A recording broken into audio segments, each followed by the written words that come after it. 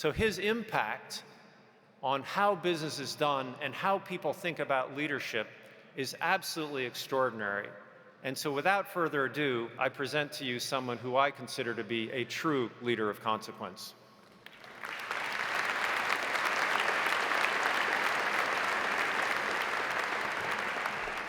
So first of all, thank you, Dean Boulding.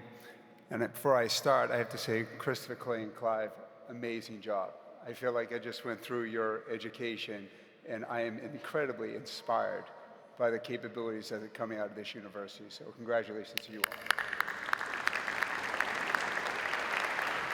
So graduates, I've been tracking commencement speakers across the country over the last couple of weeks, and I noticed that next week, J.J. Watt from the Houston Texans is speaking at Wisconsin. And he was recently asked about his remarks, what he was going to say, and he said, well, I haven't prepared much, but I know this about graduations. People want it short, inspirational, and sweet because they want to get on with the party. And I want to let you know I'm going to follow his advice. But before I do that, I do have a couple of words of wisdom I want to share. But first, let me thank not only Dean Boulding, but all of the Duke faculty and the staff for the amazing work that they are doing.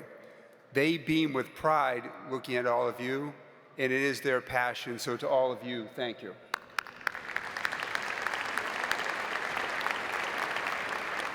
I also want to thank, as Christopher, Clive, and Clave did, the people who really made this possible. Parents, spouses, partners, sons, daughters, friends, brothers and sisters, you're the real heroes. You made this happen. You held down households. You kept meals warm. You made the sacrifices and gave the encouragement to make this possible. And we do know it takes a village, so to all of you, a huge thank you for what you do.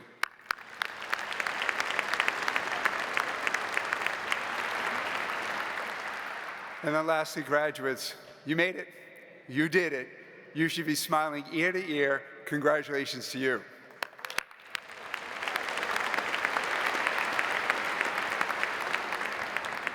So when Dean Boulding first told me I would have the honor of being your commencement speaker, I thought as the CEO of one of the big four firms, I'd talk about accounting. But then I realized that might be just a little too exciting. But then the more I thought about it, accounting is actually the perfect place to start. See, as accountants, we're always in pursuit of balance. As accountants, we love balance sheets, balance of books, and balancing the numbers. We, as accountants, we love things to be exactly where they should be, and we are always in pursuit of balance. But balance is not only a term that's common in accounting. Balance is something we hear in everyday life. When things are good, we say things are in balance, our work and life, a balanced diet, a balanced lifestyle. Balance is often used when things are in contradiction. Work hard and play hard, something you know well here at Duke. Be careful to listen and talk because both matter. But balance is also used when someone is trying to avoid changing. When someone wants to maintain the status quo, you all know from your time in the workplace, people may say, be careful, we have to be balanced. And if I think of one part of our world where we need to disrupt the status quo and not maintain our balance, it's around the inequities that exist in our world today. Let me share with you some brief facts. In the United States today, for every dollar a man earns, a woman earns 81 cents. In the United States today, for every $1 of wealth in a white household, a black household has 10 cents. In the United States today, 63% of people do not have $500 on hand for a household emergency. In the United States today, 30% of Latinos graduate high school, and less than 4% go on to earn an advanced college degree. Now, graduates, I'm sure amongst this group there are dozens of theories as to why those imbalances exist. But I think we can all agree that they're wrong and they need to be fixed.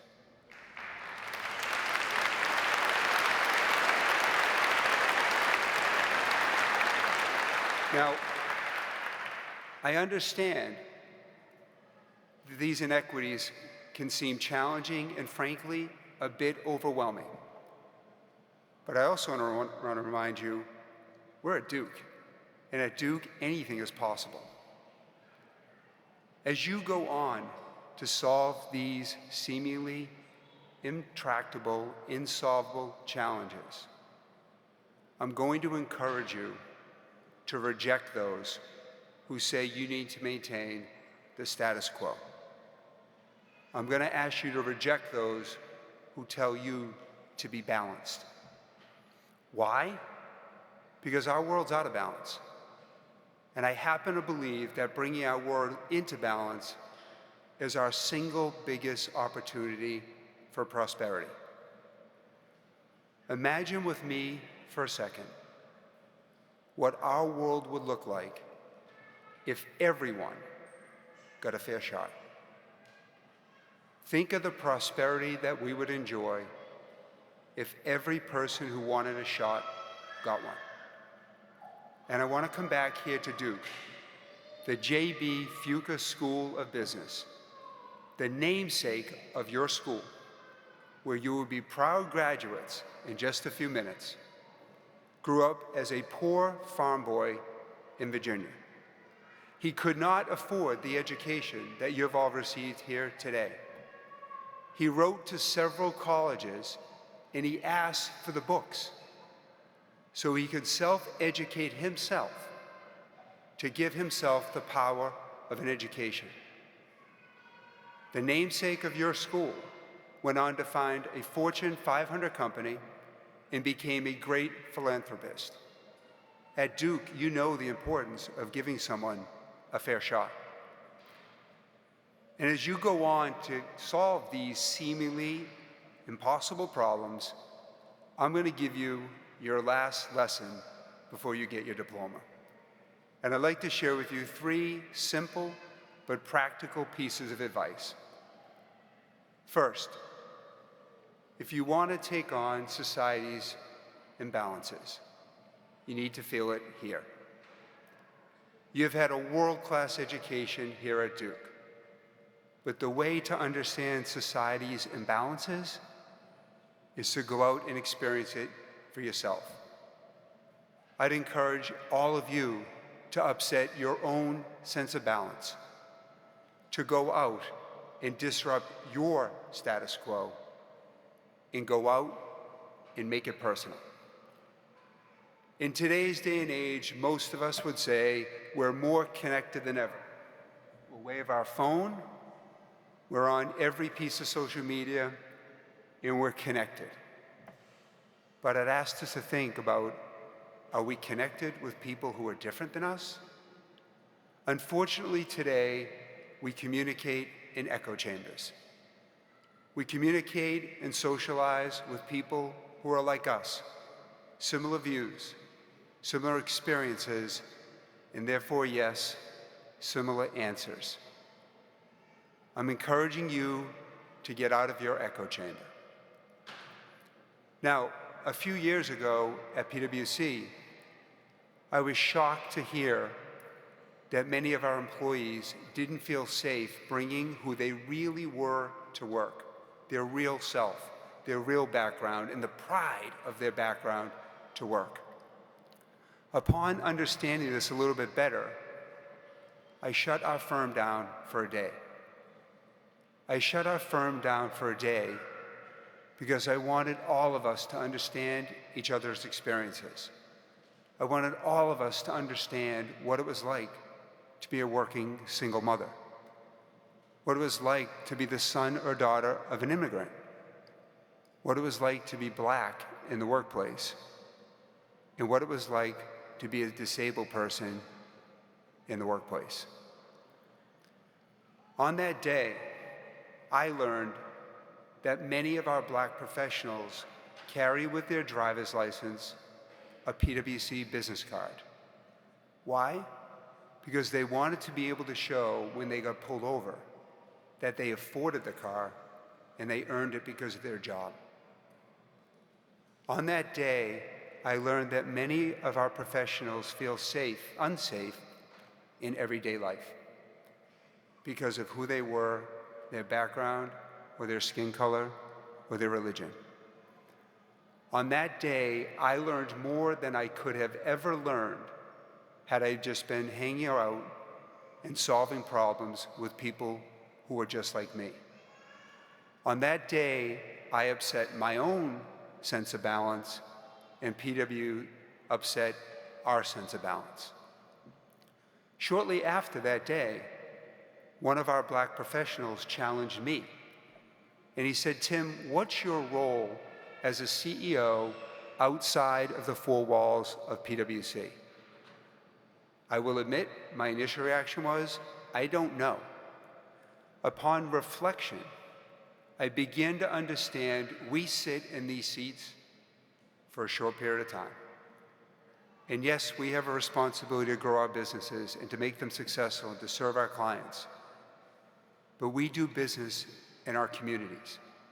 And our businesses are about people and families. And I realized that my responsibility went well beyond just the bottom line of PwC.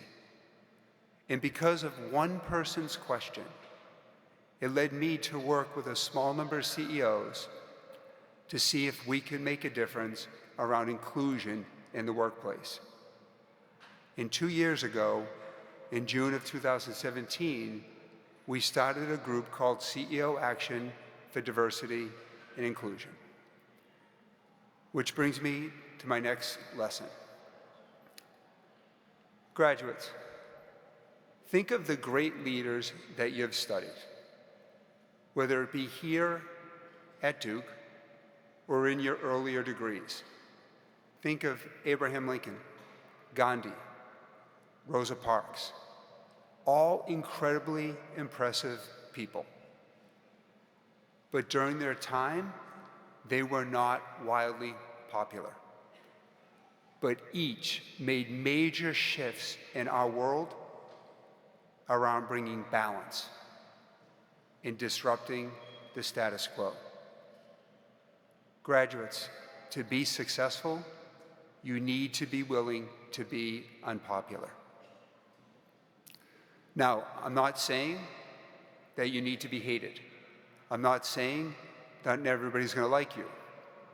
But what I am saying is you need to be willing to be challenged. Now, as the father of 6 children, I can tell you I get challenged every day, again and again and again. But with that challenge brings better answers. With that challenge also brings resolve. Now, for me, starting CEO Action was one thing, but growing it was another. The experts said, what CEO in their right mind would sign up for an initiative that put the onus on them to make their workplaces more inclusive? And in the early days, it was unpopular. In the early days, as I was speaking with CEOs, many of them were uncomfortable because we were engaging on a topic that made them nervous, that they didn't have the answer at the table. And in the early days, I was a pretty unpopular guy. But as I pulled together a few more CEOs, we began to get the message out, a sense of responsibility to communities, to workers, and to our people. And by knocking on the doors of CEOs, we made progress. And today, we're at 700 CEOs across the United States who are now making their workplaces safer so we can understand each other, so we can benefit from each other's experiences. And together, we are disrupting each other's status quo and changing the game on inclusion in the workplace. And that brings me to my last lesson. Graduates, nobody has ever achieved greatness on their own. Nobody has made it to the seats you're sitting in alone. Look around you, looking back at me and this tremendous faculty and staff. Look up in the stands at your friends and family. To solve society's biggest problems and to bring balance, working together and as teams is how we come together and solve challenges. And here at Duke and Fuqua, you talk all about Team Fuqua. You know the concept of teaming very well. I'm not trying to solve diversity and inclusion in the workplace, imbalances in our country by myself, because I know that I can't. One of the foundational premises behind CEO Action is that competitors and companies come together because we have to work as teammates to bring balance into our teams and to bring balance into our communities. Graduates, one of the biggest gifts you can give to yourself is the gift of not knowing all the answers, the gift of listening, and the gift of surrounding yourselves with great teammates, great classmates, to come together and work as a team to attack and solve these balances. Now, some of your speakers earlier today talked about their personal stories. I would encourage you to get out and understand people. I would encourage you to upset your own sense of balance. If you want to be successful, understand people, all people. Go out into your communities, into your workplace, with the coworkers that you don't know, and listen to their dreams. Listen to their anger when they feel passed over again and again. And when they weep because they simply don't think it's going to get any better, give them a hug, because that's the best you're going to be able to do at that point in time. Graduates, the people out in our communities, the people in your companies, they're your future running mates. They're your future co-founders. They're your future employees, your customers. They're the ones who will come together as a team and help make you successful. Now, there was a time in our country where slavery and women not being able to vote was viewed as okay. But thanks to people just like you, the status quo was disrupted. We sit here today and wonder how things like that could have ever been okay. But leaders and leadership disrupted that sense of balance. My dream for all of you is that 100 years from now, someone is standing at this podium looking out at an amazing group of graduates, smart, excited, ambitious, and incredibly talented. And they talk about our world today. They talk about a world that is unequal. They talk about a world that is out of balance. And they wonder how it could have ever been okay. But then they smile. And they thank you. Because under your leadership, you upset the status quo and you brought our world into balance. Graduates, there's no doubt in my mind that if you are willing to make it personal, to feel it here, that if you are willing to be unpopular and to be challenged, and that if you are willing to not go it alone, but to team, you will be the generation of people that bring our world back into balance, and in doing so, help us realize our true full potential. And with that, congratulations to the class of 2019, and I wish you the best of luck. Thank you.